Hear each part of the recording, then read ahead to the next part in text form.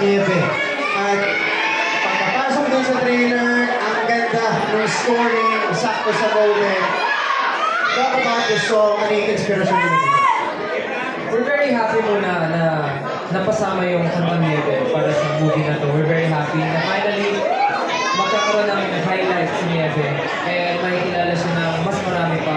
Pero nung napanood po namin yung trailer, super touching siya, nakakakilabot kasi parang yung iba naman yung meaning ng song, pero nung dinikit siya dun sa Green Boss, dun sa story, match pa rin siya.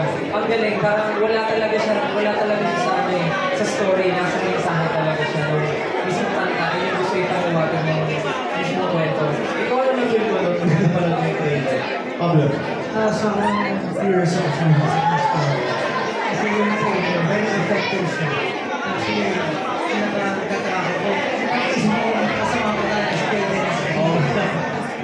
So, nakakatuwa ko talaga na nakadinig yung score at moving the song niya. Ibang-iba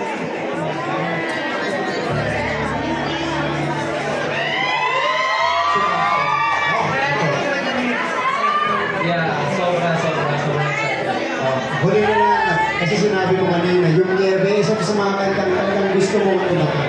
So, baga, malapit sa puso nyo to, bakit? Ano yung, paano yung ginawa itong kantang ito? Kasi nung mga panahon na yun, malayo kami sa pamilya namin. Nung panahon kasi yun, nag-tour kami. And na-feel lang namin yung pakiramdam na kasama yung iyong mga mahal mo sa buhay. And sakto-sakto na papasko rin. Tugmang-tugma rin yung kwento ni Niebe na sa mga kapuso natin na hindi natin kapili ngayon narating na Pasko. So, bukod dun sa story ni Kuya Dennis and ni Rolo dun sa mismo, sa Green Bones mismo, tugmang-tugma talaga siya and we're very happy na hindi lang yung mensahe ng movie yung mapaparating natin, pati yung mensahe ng kanta, mapapaabot natin sa mga manonood. We're very happy. Pablo, you can invite everybody to catch Niebe dito sa Green Bones. Sabi ko, ba't ko siya kayo panoorin ng Green Bones? Excited na po kami natin. For sure na i-enjoy niya kasama ko siya na Gugu, kasi na si Dennis,